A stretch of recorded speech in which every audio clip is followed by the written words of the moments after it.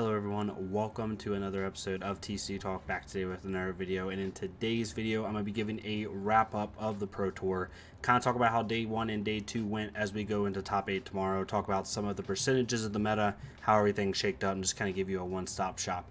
If you're new to the channel, welcome. Thank you so much for stopping by. Hopefully you enjoy your stay. If you're a long-standing supporter, thank you so much as always.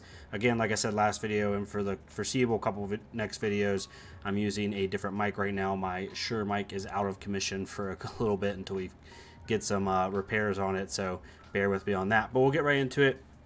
First, I'm going to bring up the day 1 meta because I want to back this up a little bit and kind of talk about how everything shaped up. So 395 players in the Pro Tour, as you can see, pretty standard at the top. Everyone knew that Zen and Nu were going to be the top 2 most represented decks.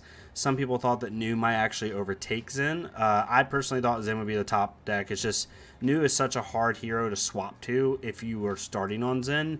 And my thought process was anybody that is on Zen pre-ban, if you want to switch off of it, like if you want to stay on an aggro deck, the next best thing is probably KO or Dio, obviously, but Dio, you know, is a little bit harder and more skill intensive. So it's just really hard to switch off of Zen this close. So I thought a lot of people would just stay on Zen even if his power level did go down. But honestly, I still think Zen was the best deck in the format going into it. But regardless, we saw, as I have my stats over here, Zen made up 22% of the meta, which is pretty on par for like best deck in the format. Normally it's like in between 20 and 25%. Of note though, Enigma ended up being tied for 3rd for most played. Now, coming into this, I thought that KO would be the 3rd most played deck, and then I thought actually Prism would be the next most played deck. I thought my dark horse for the event was Prism, and up until right before top 8, Prisms were up in, you know, the top 16, top 24 area. So, you know, they did do really well. But overall, I was not expecting Enigma to come in and be at that 3rd slot. So, Misfile Heroes as a whole ended up making up 48% of the total day 1 meta, which is pretty crazy to say that heroes from one set made up 48% of a Pro Tour meta, right? And the most recent set. So it just shows you where the power level is for those heroes. Like I said, Prism being that high does not surprise me at all. I thought she was kind of the, if you're not playing Zen, I would pick Prism. She has a good new matchup. You know, Enigma is winnable, pretty good. Pretty much in everything that you see up there, Azalea, Victor, KO, either 50-50 or better in pretty much everything. And Zen is definitely winnable as well. The only matchups that pose a little bit of trouble for her, or a lot of trouble for her, could be is potentially Levia or a really good Riptide. But other than that, she has game into pretty much everything else. As we go down, everything else makes sense. I was honestly expecting a little bit more Riptide. I thought we'd see like 15 to 20 Riptide, but it is what it is. Having 6 Bravo, a lot of fatigue Bravos out there. Joel ended up doing really well day 1. Unfortunately, didn't quite get there on day 2, but started out really hot. And the list goes down from there. 1 lonely 5 player. Apparently that 5 player was like undefeated the first 3 rounds, and people were freaking out for a second. But regardless, this is kind of how the day 1 meta shaped out. And as I pull up my notes here for day 2, this is how day 2 ended up going out. And obviously we had 3 rounds of CC and 4 rounds of draft, so this is a little bit skewed, right? However, Zen ended up making up 26% of the day 2 meta with a 55% conversion rate. That's pretty substantial. Nu ended up making up 22% of the meta with a 58% conversion rate, and Misfile Heroes as a whole made up 57% of the day 2 meta with a 55% conversion rate. That's insane. Like, day 1 they made up 48% of the meta. Day 2 they made up even more at 57% of the meta. Unbelievable.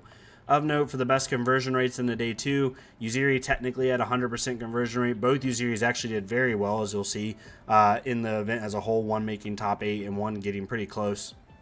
Bolton actually had a 60% conversion rate. 3 out of 5 Boltons made day 2.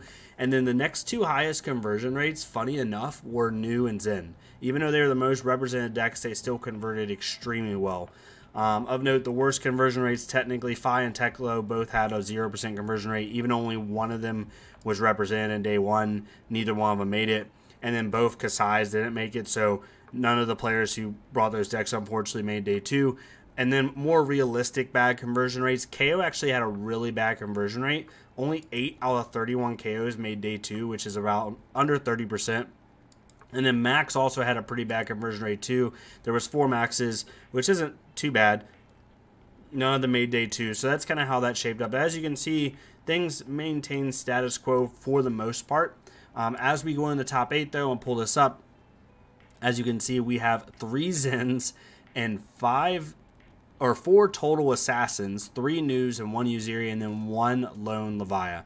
Some really notable, I mean, there's a bunch of notable names in here, but ones that stand out to me, putting Tom widely regarded as probably one of the best ninja players in the world, best Katsu players in the world. Ended up, he placed top 8 on Katsu at a Worlds event 2 years ago, and then also is placed in multiple big events. His teammate Shing, hopefully I'm pronouncing that correctly, also getting in the top 8 from Team Blue Pitch. 2 of them getting in the top 8. Tarek Patel, we've seen that name a lot, get top 8 as well. And then Shoma, who was the runner-up of the inaugural Japanese Nationals on Uziri, bringing Uziri to this and getting top 8 with Uziri. It's so funny. I won't pull it up, but on Twitter a month ago, I literally, not on Twitter, on Discord, I literally said in the new chat, as we were talking about, is like, I think people are sleeping on Uziri. I think Uziri, you can go check it out on my Twitter. I linked it. But I thought that Uziri was extremely underrated. She has pretty much equal disruption as New. The only thing that she doesn't have that New has is the headpiece, but she has Shakedown, and New doesn't have access to that. So Uziri is able to disrupt just as easy while also being able to block a lot more efficiently. So I was not surprised at all to see Uziri do well, and Shoma has already done really well with Uziri in the past in his short career, so really cool to see that. But the way the top 8 format, the way the top 8 bracket kind of shaped out is really funny, because if Pudding wins his game against Kevin, we are guaranteed to have a Zen versus Assassin Pro Tour final, no matter what. And then if Shoma loses and Kevin loses in their top 8 matches, then we are guaranteed to have a Zen versus New final, which is so poetic because they're the 2 best decks in the format. Now, when it comes to health of the format, I mean, you can make that determination how you want. I mean, the whole top 8 is literally, other than Levia, is literally Zen or the deck that's built to beat Zen. No other deck made it. Now, there were a lot of decks in the top 24, so I'm not going to sit here and say, like, you know, it was just that. Like, I know there was a couple Prisms, there was a couple KOs knocking on the door, you know, but overall, the 2 decks that dominate, and you can say if healthy or not, who knows. But regardless, seeing 4 Assassins and 3 Ninjas coming from this channel and what the classes that I cover, it's really, really cool. So if you want to look at this article, LSS did a really good job. They linked all the deck lists down below, which is really cool, as well as like a little bit about each player, which is really, really awesome. I love these articles LSS does. They pretty much do a little bit of everything here, but it goes through, also goes through the metagame, kind of gives you a little bit of breakdown basically on what I just did, so definitely go check this out.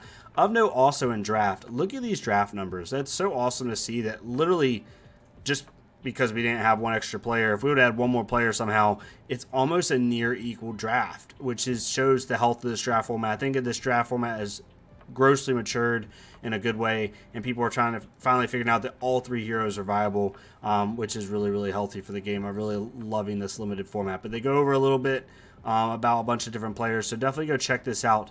But yeah, let me know what your thoughts are tomorrow. I'm not going to go round by round. I'm hoping Pudding wins. Nothing gets Kevin. I just want to see Pudding get to the final. That'd be really cool. It'd actually be really awesome to see a Pudding versus Shoma final. That's honestly my like hopeful, not my like official prediction, but I want to see Pudding versus Shoma in the final. 2 people literally dedicated to their respective classes, their mains and ninja and assassin respectively, and it'd be really cool to see them in the final. But let me know what your thoughts are, who you're looking at, who you're wanting to win, kind of your predictions and stuff like that. But yeah, if you like this type of content, please leave a like, comment, or subscribe. If not me, it's totally fine. Go to another Flesh and Blood creator, leave a like, comment, subscribe on their stuff so we can get more people to see in this game. I'll be moving next week. I'll have a new setup. Hopefully everything will be fixed. We'll have some fun with that. Thank y'all for being patient with me with these videos. I'm slowly getting into my routine at the police academy, and I'm able to like find time to make videos. So sorry that July was a little bit quiet. Really wasn't that quiet. I mean, for my pace, it was quiet. I've only made like 6 videos this month, but still enjoying the game, still playing it. Even though I made that video a couple videos back about how it's not my preferred state of the game, it doesn't mean the game's going in a bad way. A lot of people are enjoying it and loving it, and I'm glad. Hopefully y'all are too. So thank y'all so much. Hopefully you'll have a great rest of your day, and I'll see y'all next time on TC Talk.